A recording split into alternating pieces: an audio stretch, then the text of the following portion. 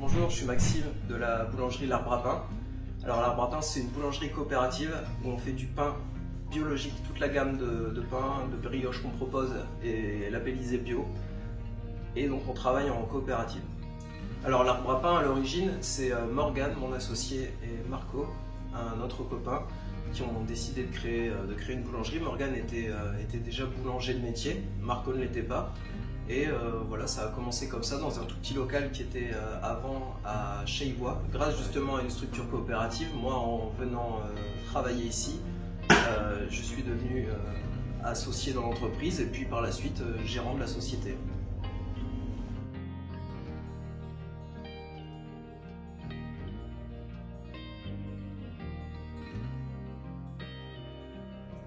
Alors tous les pains qu'on fait à l'Arbre à Pain, ce sont des pains au levain. Alors le levain, pour ceux qui ne savent pas ce que c'est tout simplement de la fermentation de l'eau avec de la farine qui nous donne notre levain, qui remplace la levure.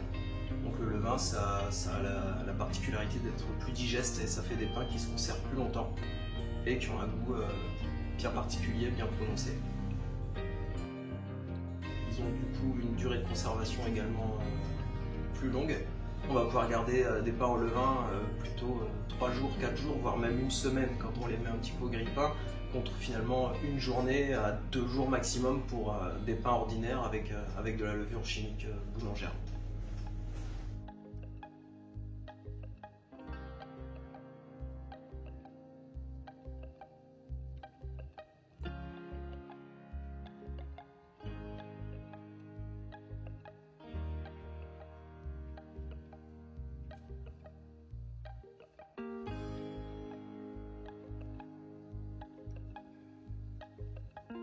On a fait le choix de faire une boulangerie coopérative parce qu'en fait le principe d'une coopérative, c'est que chaque personne qui travaille dans la société est vouée à devenir associée et donc à participer à la vie de l'entreprise, à sa gestion, à avoir son mot à dire. On a fait le choix aussi de faire une gamme 100% biologique.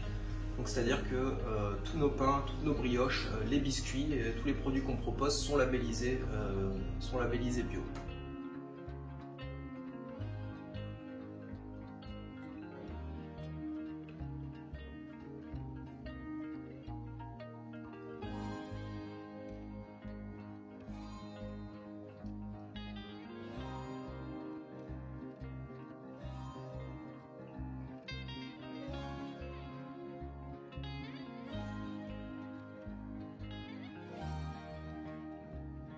Alors on a longtemps fait la même chose à l'Arbre à Pain. On a une gamme de pain qui est à peu près la même, peut-être pas depuis le début, mais quand même depuis une paire d'années.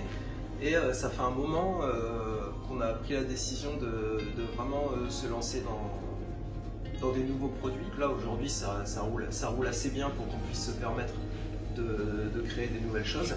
Donc récemment on a créé les croûtons de l'Arbre à Pain. Ça faisait un moment qu'on voulait faire ça et ça rencontre un super succès en fait, pour mettre dans la soupe, pour mettre dans les salades. Voilà, en tout cas, on avait envie de créer des produits un peu plus conditionnés, dans la mesure où les emballages sont écologiques du coup. Mais voilà, donc on fait aussi maintenant des financiers, des financiers originaux, des financiers chocolat, noix de coco. Et on a relancé un petit peu la gamme de biscuits, voilà, entre autres. Et surtout, le projet moi, qui me tient extrêmement à cœur et pour lequel je me suis beaucoup consacré, c'est les box que j'avais appelées les box prêtes à pétrir, dans lesquelles on a tout ce qu'il faut pour faire son pain. Donc on a une sélection de farine de nos meuniers locaux et le levain de l'Arbre à Pain déshydraté. Donc levain d'ailleurs qui va être bientôt d'un jour à l'autre disponible à la vente. Donc le levain qu'on utilise depuis 10 ans, déshydraté, avec lequel, tout comme pour les box, on a accès à un e-book et à des vidéos qu'on a tournées ici pour apprendre à faire son pain, à faire son levain, à l'entretenir. Voilà, entre autres, les petites nouveautés de l'Arbre à Pain.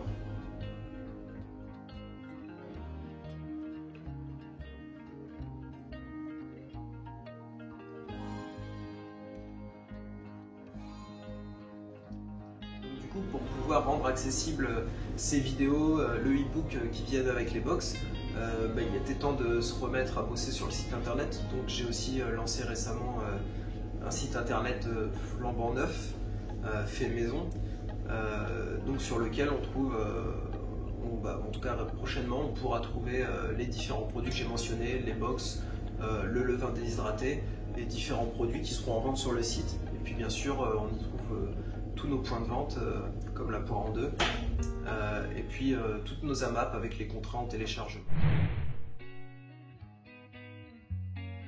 Alors l'arbre à pain dans 5 ans, dans 10 ans, j'ai un rêve quand même, peut-être qu'un jour on ait une boutique, c'est vraiment quelque chose qui serait sympa. Après c'est une autre façon de travailler parce que le fait d'avoir uniquement le fournil, c'est aussi une certaine liberté qu'on a aujourd'hui parce que on n'a pas à avoir d'horaire d'ouverture précise. On a un fournil, on produit et c'est nous qui allons livrer nos clients, livrer nos revendeurs. Voilà. Mais d'avoir une boutique, ce serait quand même quelque chose de pouvoir recevoir les gens, pouvoir leur faire voir un peu plus près ce qu'on fait, avoir une identité un peu plus prononcée parce que là, on ne nous voit pas trop travailler dans notre fournil. Alors on a la chance aussi, c'est de travailler avec ce qu'on appelle nos revendeurs, comme la poire en deux. Pour nous, ça nous offre quand même une certaine sécurité, une certaine liberté. Nous ici, on est quand même extrêmement dans l'action.